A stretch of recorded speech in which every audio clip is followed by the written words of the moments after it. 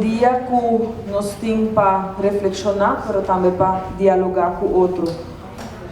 Assim, que a 23 de agosto é o Dia Internacional de Comemoração de negócio de escravo e sua abolição. Então, arriba dia aqui, Arquivo Nacional junto com o UNESCO e Comitê de Comemoração de Passado de Esclavitud está fazendo uma apresentação de diferentes vídeos que o awardo põe para público online que por seguir tocante da história de esclavitud desde seu começo na África até no momento que chega Caribe e no momento de lançamento e revolução que está tendo no Caribe para assim liberar país na liberar na mês. Entre outros, nós publicamos também que durante esse período aqui também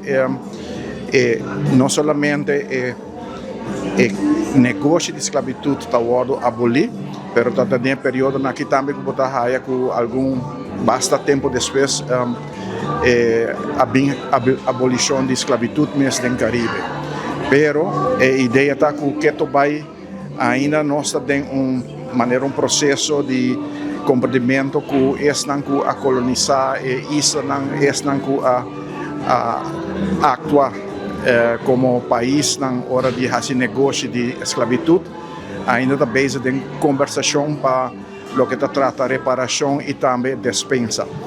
Holanda não sabe a pedir dispensa, mas ainda não está em processo contínuo de seguir com mas está encaminhar o processo, entre outros, de reparação. Comemoração não é algo que está sucedendo riba dia só. É parte de uma memória coletiva, contínua, que forma parte de nossa vida diária, de nos raci, de nos papiar, de nos cantar, de nos tocar e de nos pensamentos. Bom, para Aruba, agora que nós vamos ver que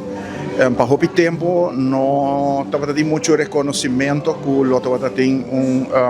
passado de esclavitud na Aruba, pero informação que o nosso arquivo está sacando no último ano, da resulta que a esclavitud existe na Aruba, que nós também temos gente, nos heróis, gente que protestar, onde nós há menção especial da série de heróis que também vou apresentar a isso na ABC, tá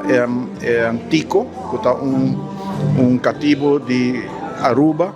que na ano de 1795 Atlanta na Aruba depois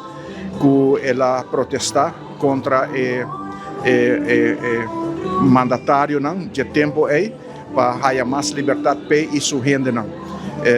essa aquela assim depois que indiana na norte também no povo de norte também Atlanta contra o mandatário para é mal pago e trabalho duro. Então assim é estimular Tico também para fazer sua protesta e sua recompensa estava com a mandar corção para trabalho mais forçado ainda para o governo colonial e tempo aí.